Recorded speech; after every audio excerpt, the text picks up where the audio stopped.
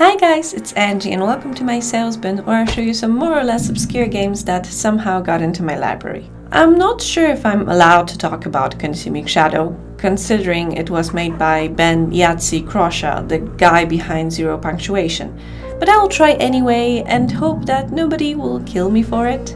Consuming Shadow is a horror game. It's an adventure game. It's a roguelite game. It's a puzzle game. It really is a mix of a lot of stuff, but I think it usually takes what's best of them.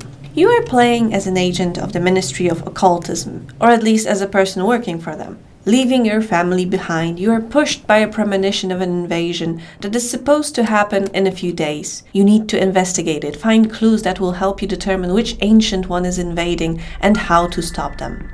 So you are wandering to the cities that are troubled by supernatural beings summoned by careless students, or a cult, or that just came through a rift that opened there. You'll be rummaging through documents left behind, hoping to find information on the invading ancient one, be it their name or their rune, which are the most important clues. But apart from your main investigation, you will also have a choice to help the people you meet, and it may be very rewarding at times. But don't expect it to always be a good idea, because you never know if the pretty lady you just helped doesn't have tentacles under her coat.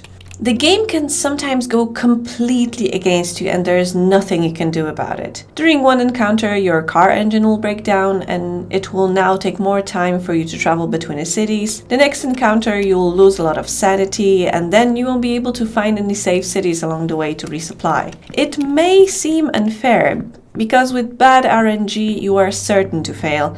But with pretty short time needed to finish a scenario, it's not that painful and so far has only motivated me to try again. Consuming Shadow is not a pretty game, and I do not mean the horrible monsters that you are supposed to fight, but rather the fact that it sometimes looks like an early Flash game. But I can overlook it, considering that it's a very independent passion project, and it still manages to create tension and a feel of urgency and sometimes desperation.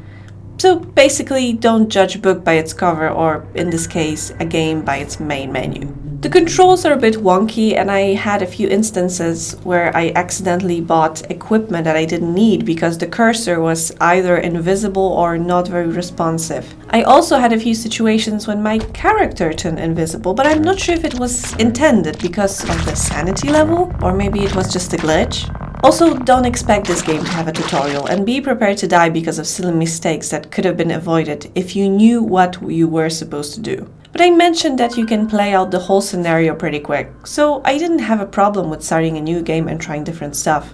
I have been playing it whenever I have time for the last couple of weeks. I've had different endings, I unlocked new characters and challenges, and although the gameplay doesn't change that much, I still keep coming back. It's one of the better Lovecraft-inspired games I've played recently. Anyway, I would love to know what you guys think, but for now, thank you so much for watching and I hope I'll see you next time.